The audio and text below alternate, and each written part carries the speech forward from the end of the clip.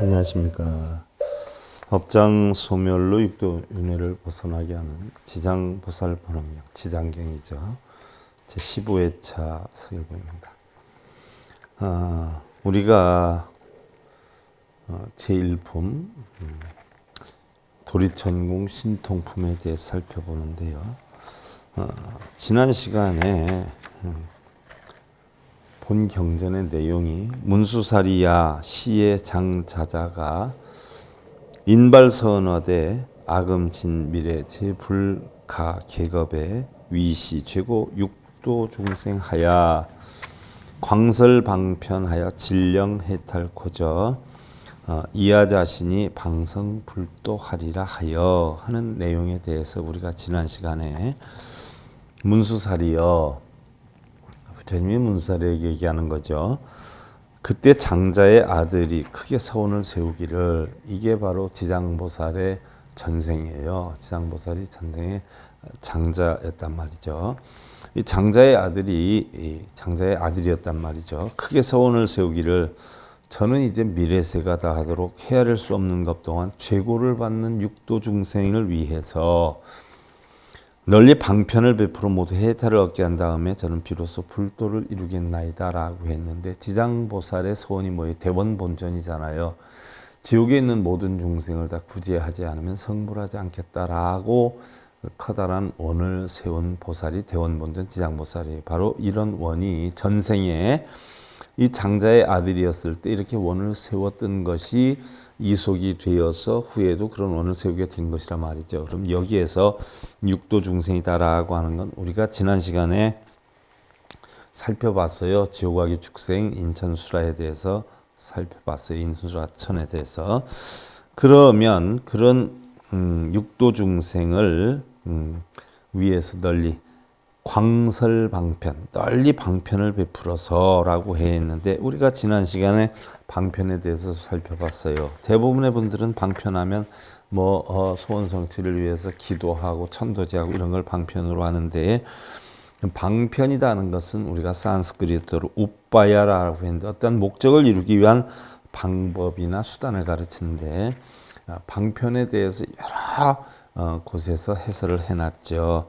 예를 들면 초기 논장이었던 아비달마 구사론에서도 등장을 하지만 물론 크게 주목을 받지 못했죠. 그러나 훗날 이제 대승경전이 발달되면서 그 방편론에 대해서 해신밀경에서도 설해놨고요. 또 아비달마 구사론이나 성유식론에서도 해설을 해놨고요. 또 유마경의 방편론에 대해서도 우리가 지난 시간에 살펴봤어요. 또 법화경의 방편론에 대해서도 우리가 지난 시간에 살펴봤어요. 그러면 이러한 방편을 통해서 육도를 윤회하는 중생들을 구제하겠다, 널리 방편을 써서라고 했어요. 그럼 한마디로 하면 방편이라고 하는 것은 바로 우리가 이 세상에 나올 때 텅텅 빈 공한 마음으로 나왔다라고 했어요. 본성을. 그럼 방편이다라고 하는 것은 무엇이냐? 우리가 살면서 육근이 육경을 부딪혀가지고 탐진치를 만든단 말이죠. 그래서 업을 받아서 결국 육도윤회를 한다라고 하는데, 그 육도윤회를 벗어나게 하려면 환멸연기, 우리가 육근 육경을 보고 부딪혀가지고 탐진치를 만드는 걸 유전연기라고 하죠. 그래서 업을 만들어서 육도윤회라는 걸 유전연기라고 그러는데, 반대로 그러한 것들을 탐진치를 없애고 눈기 코에 몸뜻이 육경을 보고 색성량 미촉법을 보고 고통의 원인을 만드는 걸 제거하기 위해서 육바라밀의 어떤 육신통을 토대로 해가지고 다시 본성으로 돌아가는 것, 이것을 우리는 환멸연기다라고 표현을 하는데, 바로 내 본성을 찾기 위한 방법, 수단, 이것을 갖다가 우리는 방편이라고 하는 것이지, 기도하고 빌고 천도제 지내고 독경사경 이걸 방편이라고 하지 않아요. 근데 모르는 스님들은 그걸 방편이라고 해서 많이 사용을 하지요. 방편에 대한 공부가 부족해서 그래요.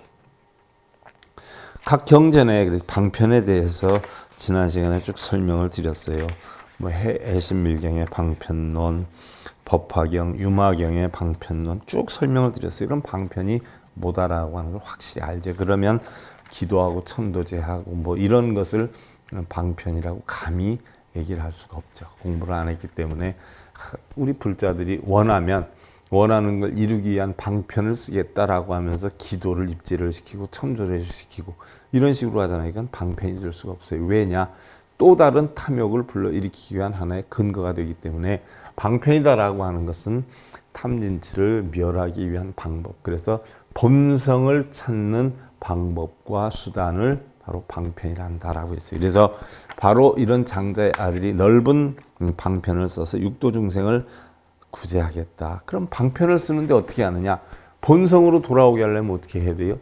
해탈을 해야 된단 말이에요. 해탈을 해야 결국 육도윤회를 벗어나요. 십법계에서 지옥아의 축생인천수라를 벗어나야 성문이 되고 연각이 되고 보살이 되고 그 다음에 부처가 된다라고 여러분들한테 누차 설명을 드렸어요. 그러면 부처가 되기 위한 바로 해탈을 해야지 육도윤회를 벗어나서 적어도 비록 소승이지만 성문과 연각이 되면 육도윤회를 하지 않는 말이죠. 그러한 여건으로 이끌기 위한 하나의 방편이에요. 그래서 여러분들이 불쾌할지는 모르지만 제가 지장경은 하근기 중생들을 위해서 설했다라고 하는 것은 여기서는 부처를 이루기 위한 것이 아니에요.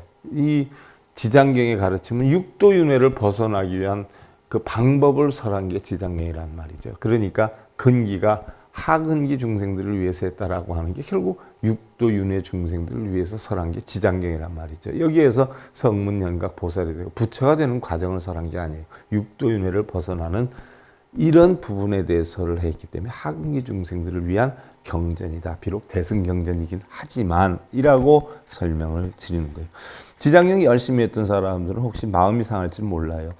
난 하근기 중생도 아닌데 왜 하근기 중생이라고 하지? 라고. 근데 승려들도 아무것도 모르는 하근기 중생들을 이끌기 위한 방편으로 쓰기도 하지만 한편으로는 돈벌이가 제일 잘 되는 천도제를 주입시켜서 시킬 수 있기 때문에 돈벌이를 위해서 쓰는 스님들이 90%가 넘어요. 그러니까 그것도 문제인 것이지요. 그래서 바로 해탈을 위해서, 해탈을 시키기 위해서 그래서 광설방편하에 진령해탈코죠. 그래서 널리 방편을 베풀어서 모두 해탈을 얻게 한 다음에 저는 비로소 불도를 이루겠나이다. 그래서 바로 육도윤회에 고통받는 중생들을 전부 해탈을 만든 뒤에 나는 불도를 이루겠다라고 했어요. 지장보살이 그럼 어디까지 공부를 하고 깨친 분이냐? 자, 지장보살은 아직 부처가 안 됐단 말이죠. 우리가 화엄경의 어떤 여건을 놓고 보면 십신, 십주, 십행, 십회양, 그 다음에 십지, 그 다음에 등강묘각이란 말이죠. 이게 52개 아니에요. 이게 화엄경의 요체 아니에요. 근데 바로 지장보살은 어디까지 깨달음을 얻은 자냐? 바로 십지보살이에요. 십지보살. 아직 등강묘각은 안 됐다는 얘기죠. 하지만 등각의 능력을 가지고 있기 때문에 지장보살이라고 하는 거예요. 등각이 바로 뭐예요? 일회평등한 깨우침을 얻은 보살을 뜻하고 묘각은 부처를 뜻한단 말이죠. 그래서 지장보살은 십지를 통달한 보살이다는 얘기. 그래서 결국 육도윤회를 벗어나게 중생들을 이끌겠다라고 하는 선을 세웠는데 그럼 지난 시간에 우리가 방편에 대해서 공부를 했고 그럼 해탈을 시키겠다라고 했어요. 해탈은 제가 다른 경전에서 누차 설명을 드리지만 다시 한번 간단히 짚고 넘어가면 해탈이다라고 하는 것은 우리가 비목사 또는 비목차라고 표현을 해요. 해탈은 욕망과 번뇌의 속박을 벗어난 자, 여러분들이 기도하고 천도제를 하는 것을 방편이라고 하지만 그것도 또 다른 뭐예요? 욕망과 뭐예요? 번뇌를 만드는 근원이란 말이죠. 여러분들이 뭔가 이루기 위한 목적으로 기도 입제를 하고 천도제 입제를 하고 한단 말이죠. 그러면 해탈이 될 수 있는 얘기죠. 해탈이라고 하는 것은 모든 욕망과 번뇌 속박을 벗어난 걸 해탈이라고 하는데 여러분들 마음속에 있는 뜻을 이루고자 하기 위해서 기도를 하든 천도제를 하든 하지 않아요. 그러니까 그것은 탐욕과 번뇌 속박을 벗어나는 게 아니라 또 다른 탐욕에 얽매이기 위한 하나의 수단이죠. 그걸 갖다가 방편이다라고 한다면 말도 안 되고 소도 안 되는 얘기죠. 자, 자유로운 상태를 의미하는 것인데 불교의 궁극적 이상은 중생 일체 속박으로부터 벗어나서 완전한 자유와 행복을 성취하는 데 있다라고 해서 즉 번뇌와 장애의 사슬에서 벗어나서 자유자재를 얻었다는 뜻인데 미혹의 세계를 넘나라고 한다 그래서 도탈이다라고 했어요. 도탈, 달리 열반이다라고 하는데 해탈은 일제 사물에서 멀리 벗어나는 걸 뜻하는 것이고요. 또는 영단, 이계, 청정, 진, 멸, 이, 지 등이라 지칭을 해요. 영단, 영혼이 끊는 거죠. 이계, 속박에서 떠나는 거예요. 청정, 본래 마음 찾는 거죠. 진, 육진을 멸하는 거예요. 육군이 육경을 부딪혀지라는 티끌들을 멸하는 거죠. 그 다음에 멸, 그 다음에 이, 떠나는 거예요. 탐진치에서. 지, 이런 이치를 아는 거죠. 이걸 해탈이라고 표현을 해요. 거칠고 무거운 번뇌를 영원히 없애버리는 것으로 본체를 삼고 해탈의 체성은 원적이다. 둥글고 원만하게 고요정멸한 거. 이게 해탈이라는 이야기죠. 해탈에는 유해탈, 무해탈이 있어요.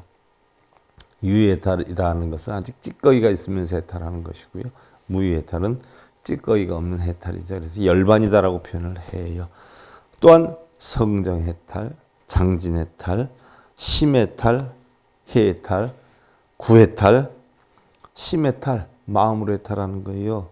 해탈, 지혜로서 해탈하는 거죠. 구해탈, 갖춤을 갖춰야 되겠다, 구해야 되겠다는 벗어나는 거죠. 시해탈, 때때로 벗어나는 거죠. 불시해탈, 어쩌다가 생긴 번뇌를 해탈하는 거예요. 이러한 여러 종류의 해탈이 있는데 해탈에 대한 견해는 소승적인 입장과 대승적인 입장의 차이가 있어요. 그러면 해탈을 하더라도 소승적 견해 해탈은 번뇌와 욕망의 속박은 중생들 개개인 문제이기 때문에 그것으로부터 벗어나는 것도 개인의 의지와 노력에 의한다라고 하는 것이고, 무슨 얘기냐? 소승적 해탈은요, 자기 개인적인 걱정, 근심, 번뇌만 벗어나는 걸 얘기를 하고요. 대승적 해탈은 어떻게 돼요? 자기는 물론 자기 가족, 자기 주변 이런 사람들이 다 해탈에 이를 수 있도록 이끄는 것, 이것을 우리가 대승적인 해탈이다 이렇게 표현을 해요. 그래서 대승불교에 있어서 해탈의 이념은요, 고통받는 인간과 모순의 사회를 구원하고자 하는 실천적 의지를 뜻하는 것이죠. 뭐 예를 하나 들어서 옛날 큰 스님이 소개를 해요. 지금은 뭐 그런 경우가 없어요. 옛날에 사찰에 올 때 길에 오는데 도로가 파손이 되고 나무가 부러졌다. 혹은 개천을 건너야 되는데 돌다리가 없다라고 할 때 자기 혼자만 빠져나오는 것은 소승적 해탈이고요. 주변에 사람들이 올 걸 대비해서 부러진 나무도 치우고 큰 돌도 한쪽으로 밀어놓고, 아니면 물을 건너올 때 징검다리를 좀 단단하게 만들어서 건너왔을 때 다른 사람들이 이상 없이 건너오겠다라고 하는 여건을 만들었을 때 그것을 바로 대승적 해탈이다. 자기만 건너오면 소승적 해탈이다. 저걸 어떻게 건널까 했는데 건너야 되니까 바로 건널까 걱정했던 것을 벗어나니까 그것을 해탈이라고 하고, 자기만 건너오면 소승적, 다른 사람도 건너올 수 있도록 만드는 걸 대승적 해탈이라고 한다라고 했어요. 간단하죠. 여러 사람이 배가 고프고 있어요. 배가 고프고 있는데 혼자만 먹을 거 살짝 해결하면 소승적 해탈이고요. 다른 사람 배고플 거 생각해서 먹을 거까지 충겨서 먹을 수 있도록 해준 걸 우리는 대승적 해탈이다. 뭐 해탈이다라고 하면 뭐 사실은 뭐 대단한 것 같지만 아니에요. 걱정, 근심, 번뇌, 장애에서 벗어나는 거, 이걸 해탈이라고 하죠. 그래서 우리가 결국은 육도를 윤회하는 중생들에게 올바른 공의 이치, 본성으로 돌아가기 위한 방법을 방편이라고 하는데, 이것을 자기만 아는 것을 소승적 해탈이라고 하고, 이것을 남들도 알려주게 하는 것을 대승적 해탈이다 이렇게 표현을 해요. 그래서 우리가 아침 저녁 예불을 할 때 계양, 정양, 해양, 해탈량, 해탈, 직연량을 하지 않아요. 이랬을 때에 계정의 사막으로 탐진치를 없애고 결국은 탐진치에서 벗어나는 걸 해탈이라고 하는데, 거기까지만 해서 자기가 해탈되면 소승적 해탈이고요. 해탈 직연향이다라고 해서 내가 어떻게 해서든지 다른 사람들에게 내가 해탈을 얻을 수 있는 방법을, 내가 느꼈던 것을 전해야 되겠다라고 하는 향기를 내는 것, 이게 바로 해탈직연향이란 말이죠. 그래서 아침 저녁으로 우리가 예불을 할 때 계정의 해탈직연은 탐진치를 없애고 해탈에 이루겠다라고 하는 방법 추구론이에요. 그리고 해탈직연은 내가 해탈에 이런 방법을 다른 사람한테 전하겠다는 대승적 직연의 해탈이죠. 자, 이렇게 해서 결국은 지장보살은 전생에 장자의 아들이었는데 육도 윤회하는 중생들을 어떻게든 구제하겠다라고 원을 세웠어요. 자, 그리고 본 경전으로 들어가요. 이시어피 불전에 입사대원일세 우금 백천만억 나유타 불가설컵 상위 보살이니라 라고 했어요. 이와 같이 부처님 앞에서 큰 원을 세웠나니 장자의 아들이 세운 거예요. 그래서 그때부터 지금까지 백천만억의 말로 다 할 수 없는 나유타 겁 동안 아직도 보살도 있는 것이니라 라고 했어요. 무슨 얘기냐? 지장보살은 모든 중생을 구제하지 않으면 성불하지 않겠다라고 했기 때문에 바로 전생이었던 장자의 아들 역시 그러한 원을 세웠어요. 자, 어떠한 방법으로든지 육도를 윤회하는 중생들을 방편으로, 넓은 방편으로 다 해탈을 시키게 되었을 때 자기는 불도를 이루겠다라고 했단 말이죠. 그 염원이 지장보살에게로 계속 들어가는 거예요. 자, 그러면서 이제 바라문예 본생으로 들어가는데 본 경전이에요. 그럼 바라문예 본생이 누구냐? 바로 장자의 아들이란 말이죠. 그럼 한번 살펴보자고요. 우어 과거 불가사의 아승직업에 시세유불화 시대 호활 각화정 자제왕 열애신이 피불 수명은 400천만억 아승직업이라 라고 했어요. 또한 과거 불가사의 아승직업 전에 부처님이 계셨는데 각화정 자제열애라 불렀나니 그 부처님의 수명은 400천만억 무량의 아승직업이었다라고 했어요. 아승직업. 우리가 일반적으로 끝이 없는 한량 없는 시간을 아승지라라고 하는데 겁이라고 하는 것도 더 거기다 붙여 있으니까 말로 표현할 수가 없는 시간이에요. 왜? 우리가 일아승지다라고 하면 일자 하나 쓰고 동그라미가 30개가 있는 게 일아승지예요. 그럼 동그라미가 30개가 있는데 이것도 숫자로만 뜻하는 게 아니라 또 겁이에요. 겁. 겁이다라고 하면 뭐 여러 가지 겁이 있지요. 뭐 예를 들어서 증강겁이니 뭐 예를 들어서 계자겁이니 반석겁이니 있잖아요. 계자겁이다라고 하는 것은 사방 40리 안에 계자씨를 밀가루 같은 계자씨를 잔뜩 넣어놓고 장수천이니 한량없이 오래 사는 사람이 100년에 한 번씩 와서 계자씨를 하나씩 가져가서 그 계자씨가 다 없어지는 시간을 우리가 일겁이다라고 하죠. 반석겁이다라고 하는 것은 사방 40리 정도의 크기의 바위가 있는데 한량없이 오래 사는 장수천이니 이런 장삼, 긴 도포와 같은 이런 장삼을 입고 100년에 한 번씩 와서 한 번 스치고 지나가면서 그 돌이 다 닳아서 없어지는 시간을 일반석겁이다 이렇게 표현을 한단 말이죠. 그러니까 바로 아승직업이다라고 하는 건 이루 형용할 수 없는 시간이에요. 그 시간 동안에 지나오면서 아직 부처가 되지 않았는데 그 당시에 자기가 서원을 세웠을 때가 그 각화정자제왕 열애였는데 그 부처님의 수명이 바로 400천만억 무량의 아승직업이었다. 그 수명이 그렇게 길었다는 이야기예요. 자, 상법지 중에 유일 바라문여 허니 숙복이 심우하여 중소 흠경이며 또 행주자와의 제천이 위호하더니 기모신사하여 상경 삼보언을 그랬어요. 자, 그 상법 시대에 한 바라문이 딸이 있었는데 상법이어요. 상법. 자, 무슨 얘기예요? 왜 정법이 아니라 상법으로 갖다가 집어넣었을까요? 왜 그랬을까요? 자, 정법은 부처님의 바른 가르침이 존재하는 시대예요. 상법은 뭐예요? 부처님의 상을 우리가 숭배하는 시대예요. 지금 불상 숭배하는 사람들은 다 상법 시대예요. 그나마 안 하는 사람들은 말법 시대라고 하잖아요. 그러면 지장경이라는 자체가 정법이 아니라 바로 뭐예요? 상법 중생들을 위주로 한 가르침이라는 이야기예요. 상법 중생들. 그러니까 불상을 우상 숭배하고 탑돌이를 하고 어떤 절을 하고 빌고 이런 중생들, 상법 중생들을 위주로 한 가르침이기 때문에 바로 상법 시대에 라고 표현을 해요.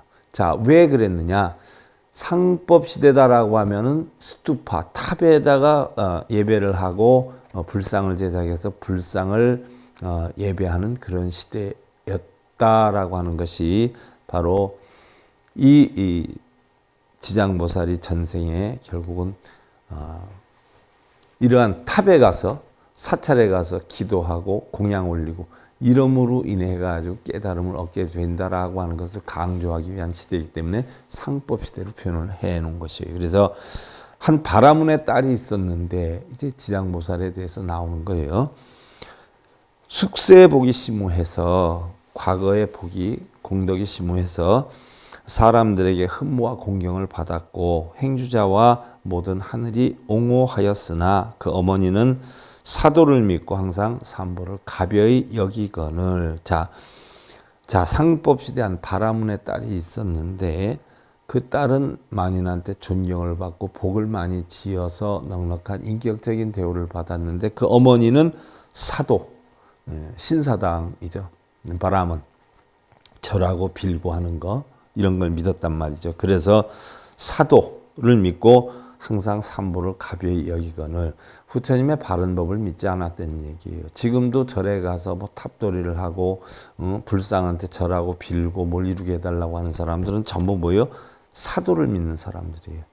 부처님 가르침을 안 배우잖아요. 진리를 안 배우잖아요. 그냥 빌잖아요. 바로 이 지장보살의 어머니가 그랬다는 이야기예요.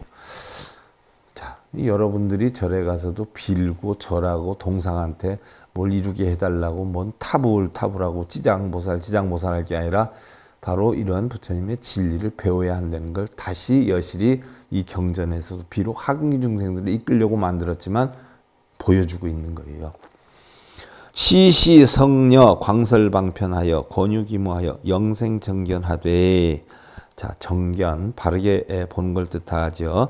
이차녀모는 미전생신이리니 불구명종하여 혼신이 타제 무간지옥하니라 라고 했어요. 바로 그 바라문의 성스러운 딸이 갖가지 방법의 넓은 방편으로. 자, 방편은 아까 전에 말씀을 드렸어요. 바로 장자의 아들이 육도윤회를 하는 모든 중생들을 널리 방편으로 해탈시키고 나서 자기는 성불하겠다라고 했는데 그 전생의 장자가 바로 지금 바라문녀의 딸로 형성이 되고 있어요. 그래서 그 어머니에게 바로 갖가지 넓은 방편으로 바른 견해를 지니도록 권하였는데. 정견. 자, 우리 팔정도 가운데서 가장 중요한 게 정견이죠. 바르게 보는 거예요. 바르게 본다라고 하는 것은 내가 있는 그대로 보는 걸 뜻해요. 내 생각이 하나도 삽입되지 않은 시비분별 집착이 하나도 없는 상태로 보는 관점을 이야기를 하는 거죠. 근데 바른 견해를 지니라라고 했는데 맨날 삿대에 가서 빌고 탑돌이하고 불상 예배하고 이런 식으로 권했던 얘기예요. 이런 식으로 지냈던 얘기예요. 그래서 이 바라문의 딸이 바른 견해를 지니라고 권했는데 결국 그녀의 어머니는 믿음이 약하고 가벼워서 오래지 않아서 목숨이 다해서 혼신이 무간지옥에 떨어졌느니라. 자, 무간지옥이다라고 하는 것은 없을 무자에 사이간자를 써요. 쉽게 예를 들면 그러면 사이가 없다는 얘기예요. 틈이 없다는 얘기예요. 그럼 틈이 없도록 고통을 받는다는 이야기. 일례를 하나 들어서 여러분들 뭐 싸움을 한다 해도 쉬면서 싸우는 사람이 있는가 하면 쉬지 않고 싸우는 사람이 있어요. 쉴 틈새 없이 싸우는 거 지옥이죠. 그게 바로 무간지옥이에요. 사이가 없어요. 쉴 사이가 없이 싸우는 거. 그래서 결국 쉴 사 없이 고통을 받는 지옥에 떨어졌다는 얘기예요. 무간지옥. 우리는 뭐 일반적으로 뭐 무간지옥 이렇게 표현을 하지 않아요. 또 뭐 죄를 짓고 오역죄, 칠역죄, 구역죄를 지면은 뭐 무간지옥으로 떨어진다라고 하는데 그런 정도로 쉴 틈 없이 고통을 받는 지옥을 이야기를 해요. 그럼 우리가 죽어서 꼭 가는 지옥을 뜻하는 것은 아니에요. 그 마음만큼 내 마음에 쉴 틈 없이 고통을 겪고 번뇌를 받고 뭐 이런 자체를 우리는 무간지옥이다 이렇게 표현을 하지요. 그러면 자, 바른 견해에 대해서 살펴봐요. 방편은 앞전에 설명을 드렸고 바른 견해 뭐냐? 자, 우리 불교 수행에서 용락과 고행의 극단을 즉 선정수행이나 고행수행의 양극단을 떠난 중도를 뜻하고 올바른 깨우침으로 인도하기 위한 가장 합리적인 올바른 방법의 팔정도 가운데 하나다. 합리적인 중도에 도여요. 있다 없다. 이렇게 하면 복덕이 쌓인다. 업장이 소멸된다. 라고 하는 극단적인 양극단을 떠나버린 중도의 도. 팔정도는 중정, 또 중도의 완전한 수행법이기 때문에 정도, 또 성인의 도이기 때문에 성도, 8종으로 나눠져 있기 때문에 지 또는 분이다 이렇게 표현을 해요. 자, 정견이다라고 하는 건 바른 견해를 뜻해요. 고통과 고통의 원인, 또 고통의 소멸, 또 열반의 성취. 이게 바로 고진멸도죠. 고통을 왜 받아요? 집착 때문에 받아요. 그럼 그걸 없애야 되죠. 멸해야 돼요. 멸하려면 어떻게 해야 돼요? 도를 이루어야 된단 말이죠. 그래서 결국은 고진멸도 사성제의 팔정도를 터득해야 되는데 이 가운데 바로 고집이다 하는 것은 고통을 받는 것과 고통은 집착으로 온다라고 하는 것은 결국 중생의 삶이에요. 그런데 이것을 멸하기 위해서 도를 이룬다라고 하는 것은 성현의 삶이에요. 그래서 고진멸도 사성제 안에 중생과 성현이 다 있지요. 무명으로 인해서 결국 고통이 오는 거 아니에요. 그렇지 않아요? 그래서 결국 도를 이루어서 지혜를 끼쳐서 고통을 멸하는 거란 말이죠. 그래서 이러한 진리를 바르게 보는 것, 이게 정견이에요. 사성제 팔정도 이치를 바르게 보는 것, 이게 정견이에요. 12분별 집착이 없는 중도의 진리를 바르게 보면 바로 바른 사유의 정사. 바르게 보니까 바르게 생각하는 거예요. 또 그러니까 바른 말을 하죠. 정어. 또 바른 말을 하고 바른 생각을 하니까 바른 업을 지어요. 그래서 정업. 그러다 보니까 바른 생활을 하죠. 정명. 그러다 보니까 바른 노력을 해요. 정정진. 그러다 보니까 바른 마음을 항상 되뇌이게 되죠. 바른 생각을 하죠. 바른 사념을 하죠. 그래서 정념. 또 그러다 보니까 우리는 바르게 안정을 추구해 나갈 수가 있어요. 그래서 정정. 바로 정정이 선정에 해당이 되는 거예요. 여러분들 뭐 가부좌 들고나 선정한다라고 하는데 가부좌 들기 위한 선정을 하는 게 아니라 가부좌를 들지 않아도 바로 정정, 올바른 정에 이르기 위한 올바른 법이 바로 선정에 해당이 되는 거예요. 그래서 선정은 바로 뭐예요? 바른 안정인데 바른 안정을 차지하려면 어떻게 돼요? 눈, 귀, 코, 영 몸뜻이 색성량 미촉법을 보고 쫓아가는 걸 하지 말아야 돼요. 가부좌를 틀고 있다라고 하는 생각도 결국은 뭐예요? 하나의 자기의 상이에요. 상. 나 맨날 이렇게 가부좌 틀고 있어. 상. 그것조차도 내려놔야 돼요. 그래서 가부좌 트는 게 중요한 게 아니라 가부좌는 하나도 안 튼다라고 하더라도 내가 육근 육경에 끄달려 다니지 않는 이런 상태를 바로 정청이다라고 하는데 이걸 갖다가 선정이다라고 하죠. 그래서 우리가 흔히들 얘기할 때 선정은 바로 뭐예요? 외선 내정이다라고 하잖아요. 외부로 색성량 미촉법 육경에 끄달려 다니지 않는 것을 선, 정으로는 안으로 내부에 눈, 귀, 코, 몸뜻에 끄달려 다니지 않는 것을 정. 그래서 움직이거나 앉거나 행주자오목동정 육조해능 스님이 가장 강조했던 게 참선할 때 가부좌 틀지 말라고 했어요. 달마대사도 그러지 않았어요? 가부좌 틀지 말라고. 서가모니 부처님도 그랬어요.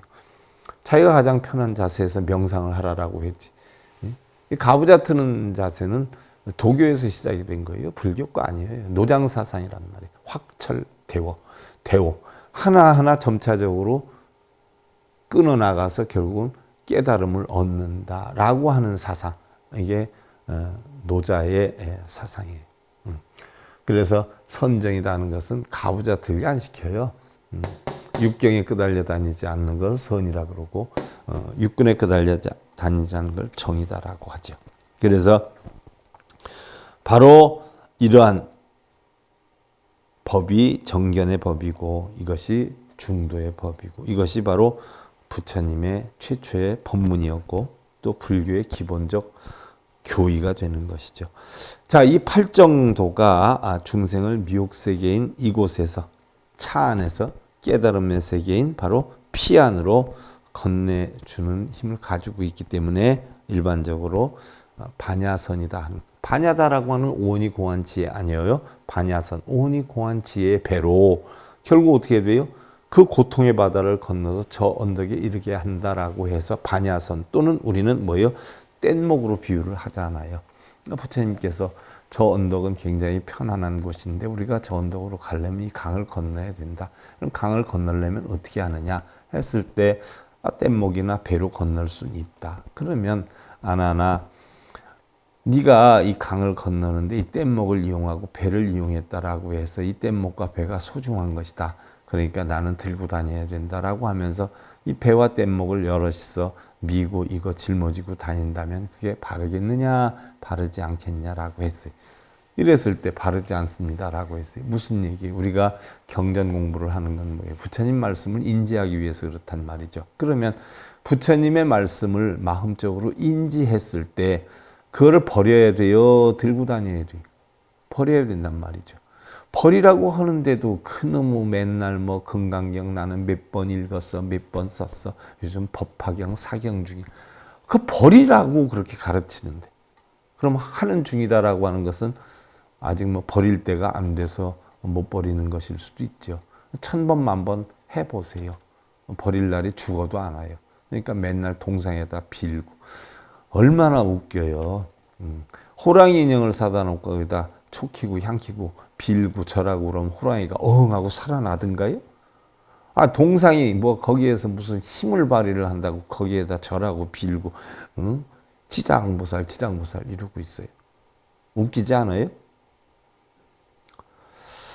그러니까 아무것도 모르는 하근기 중생들이니까 그러한 가르침을 통해서 꼬드기기 위해서 점점점 중근기로 끌게 하기 위해서 가만히 두면 사고를 치니까 그러면 그거라도 하는 동안은 사고를 안 치니까 바로 사고를 그나마 그동안이라도 면하게 하기 위해서 이끄는 하나의 방편이기도 하죠. 그래서 지장보살 번원경은 하근기 중생들을 중근기로 이끄는 육도를 윤회하는 하근기 중생들을 육도에서 벗어나서 성문이나 연각으로 만드는 중근기로 만드는 이런 경전이다라는 이야기예요.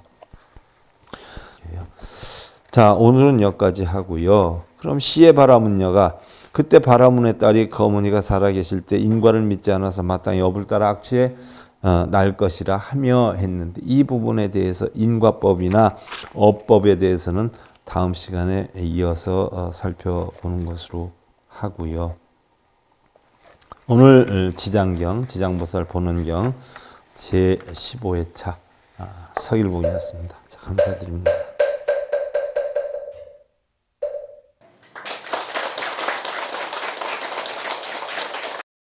행복으로 가는 징검다리에 서길봉 스님이 여러분들을 초대합니다. SIB 불교교육대학에서는 더 듣다, 생활 속의 천수경,